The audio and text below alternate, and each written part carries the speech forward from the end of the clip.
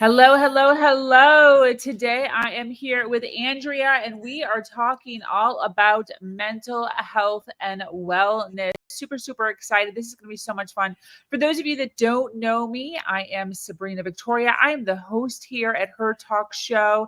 And if you have not already subscribed, get on that subscribe button. These podcasts are guaranteed to have you thinking differently about health, wellness, life, business, all the things. Let's jump right in. Get ready because today's guest is about to change the way you view your world. This is Her Talk Show, hosted by Sabrina Victoria. All right. If you're listening live, welcome. If you're listening on the replay, drop in the comments, say hello so we can send you some love. Listen, we've had over 600 women on this stage. We are adding another one to the list today. Andrea, she is a transformation coach for moms, really helping them pivot their focus into more abundant life. Super, super excited to have you here. Welcome. Thank you. It's nice to be here. Thank you, Sabrina. Yeah, 100%.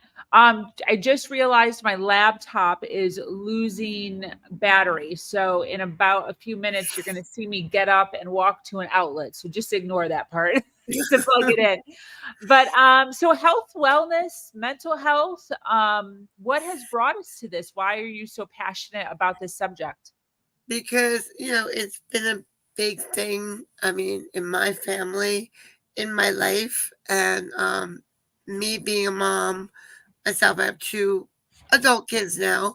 My daughter is my oldest, 27, and she's suffered ongoing with PTSD, anxiety, and depression. She's had a lot of traumatic things happen to her in her life. And same with me.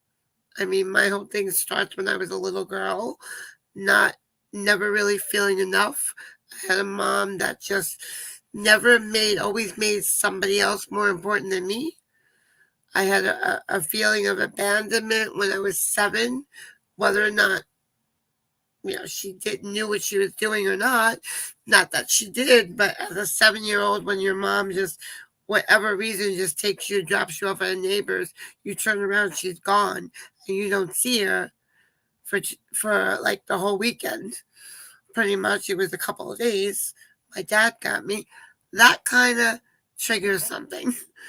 So it just, as I just been very, very passionate about just helping get rid of, because there's a big stigma around mental health, and I think we're doing better than we were, and I think a lot of it stems from the pandemic, because I think that changed. I think more people talk about their mental health more openly now than they did.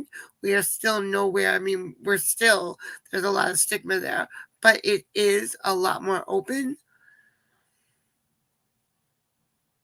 Absolutely, 100%. So, in your journey throughout your life, when did you discover personal development? What was the situation that came to be where you decided I need to learn more on, my mental health? I think, yeah, I would say that basically after, my divorce, I was married for 19 years and with 2 kids. And when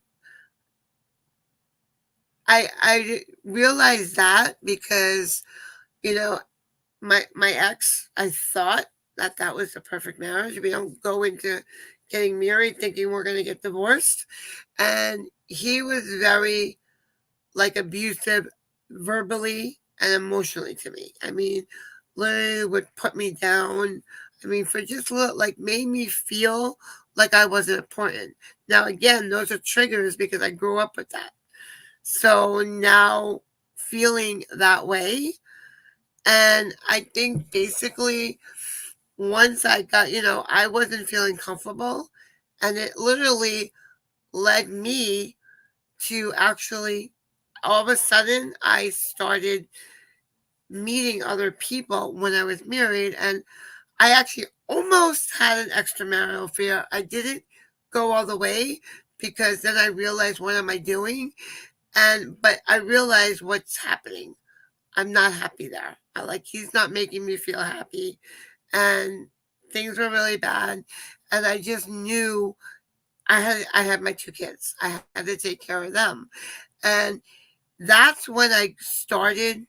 I need to get therapy. I need to seek somebody to help me, and that's when I first ventured in to therapy.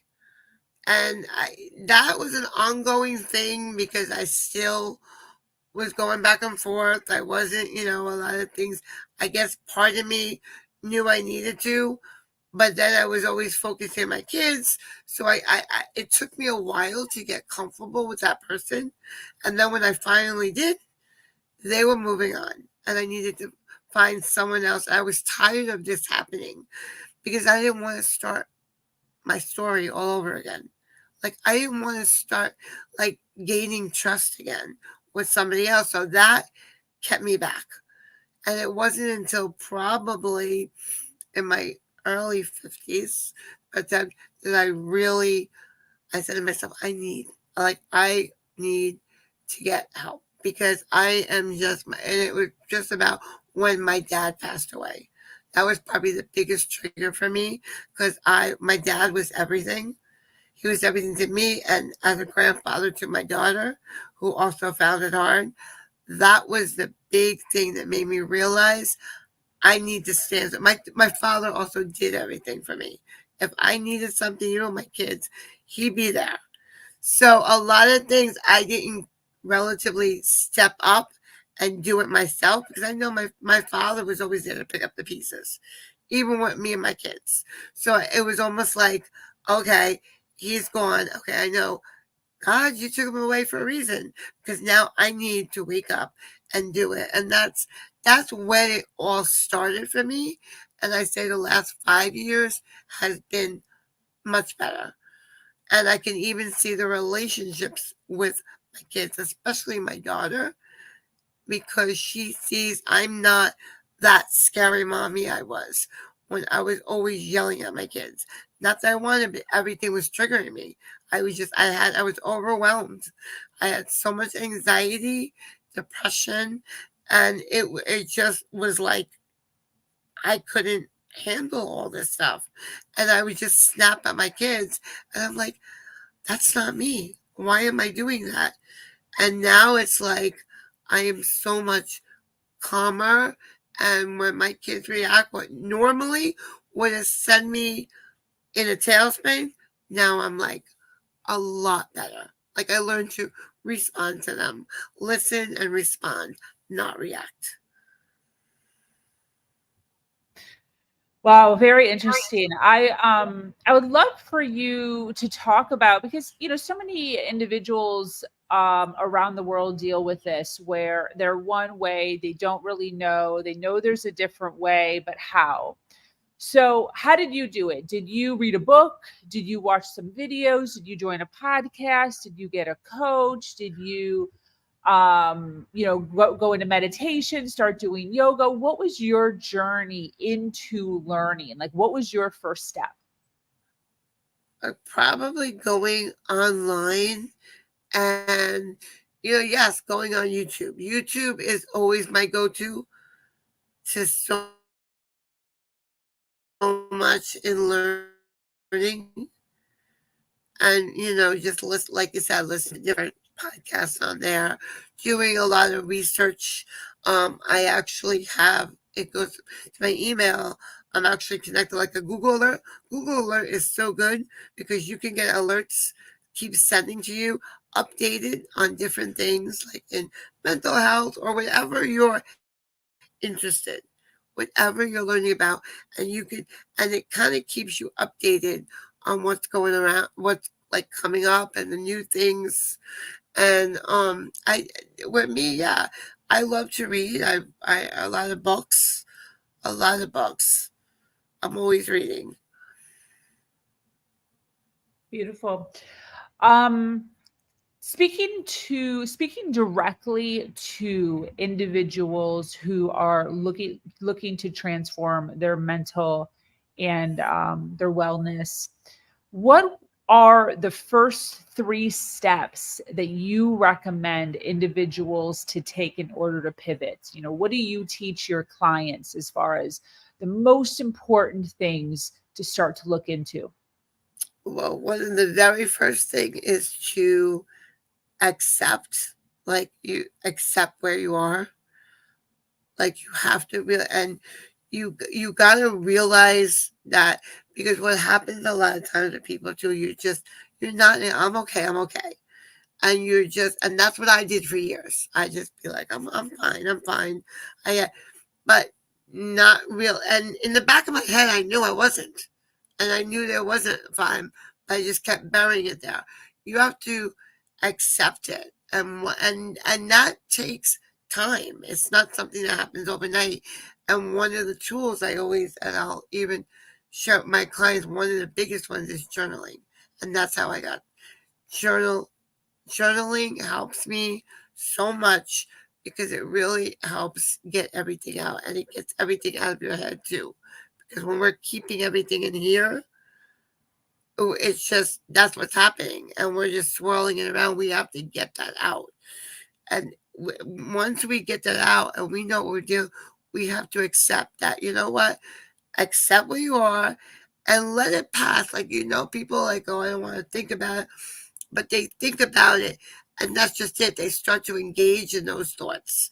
Like the thoughts are there, and that's what keeps them like in that moment, because it's not going. You want to accept it. You want to let those bad thoughts happen, but you want to pass them through and just let them go bye bye. Because that's the first. Because if you can't accept them, that nothing's going to change from there. You have to accept the reality. Whether it's how bad it is, or you have to accept it. Okay, so acceptance, journaling, and then what's the third step? I would say once you do that, is now it's making a plan, finding what's right for you, and self-care is the biggest one.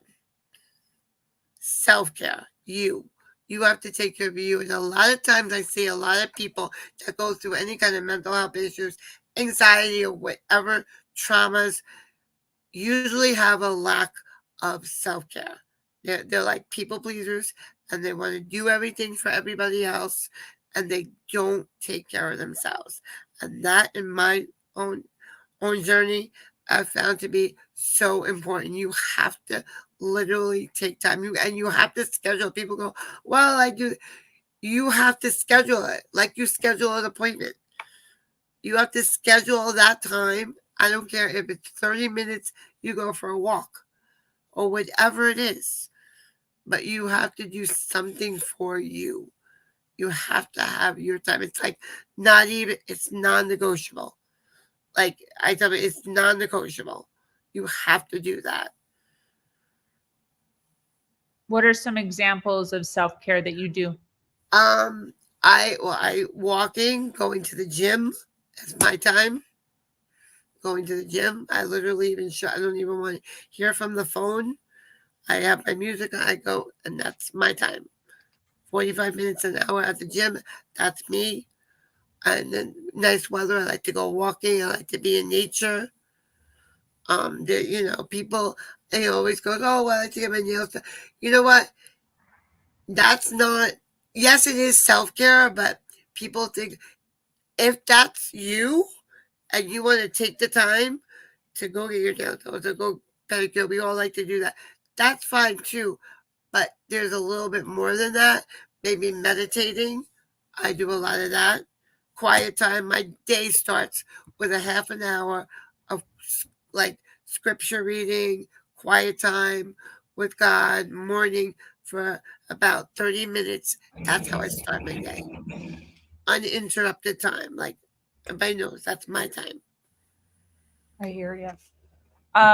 So for those listening who are interested in possibly learning more or working with you, could you let us know who do you help? Who should be reaching out to you?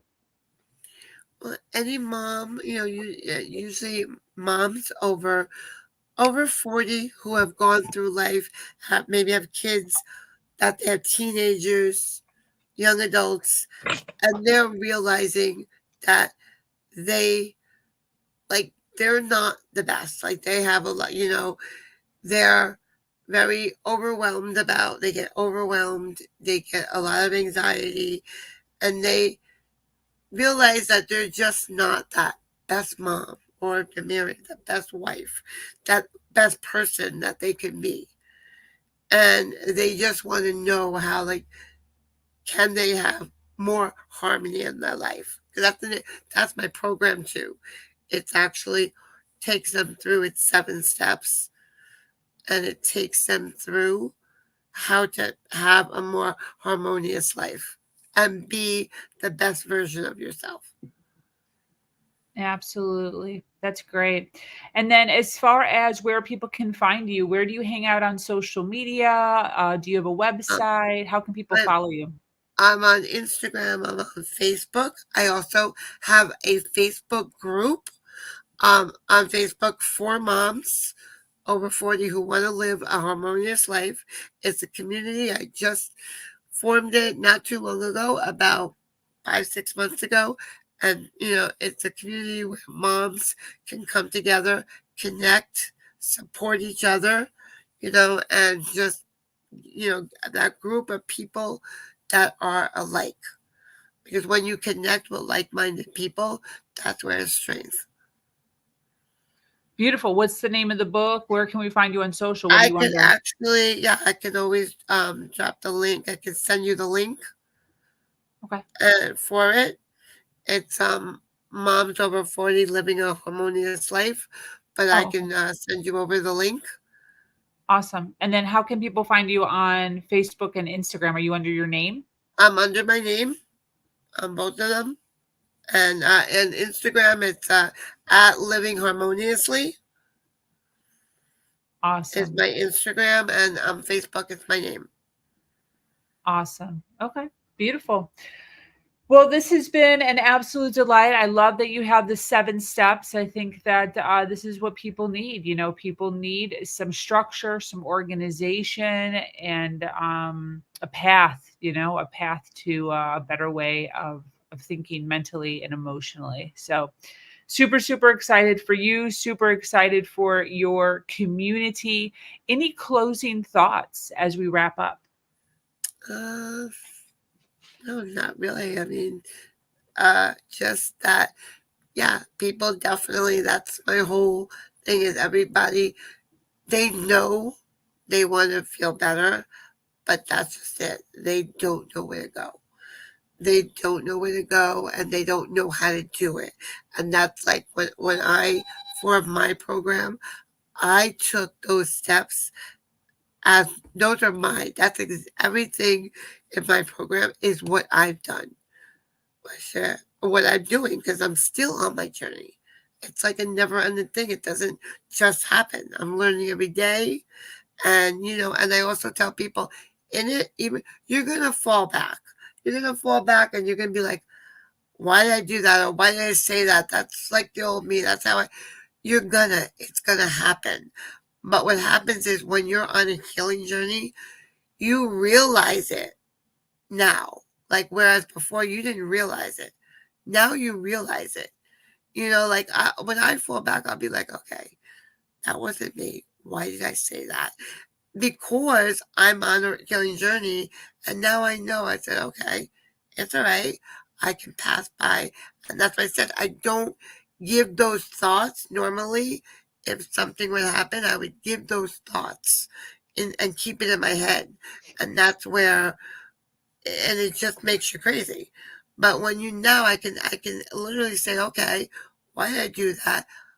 That's not me. I know better, and I can move it on. And that's when you start to see things like that in your journey, that's a huge healing. That's a huge healing step. Beautiful. Beautiful. Well, thank you so much for being here. Thank you for sharing your wisdom, your insight on this topic. For those of you listening live, make sure you follow, make sure you like. This is Her Talk Show. My name is Sabrina Victoria. And I encourage you to follow our community, Her Nation, where we continue to have uplifting conversations just like this with women like Andrea. Until next time, do something awesome today. Much love.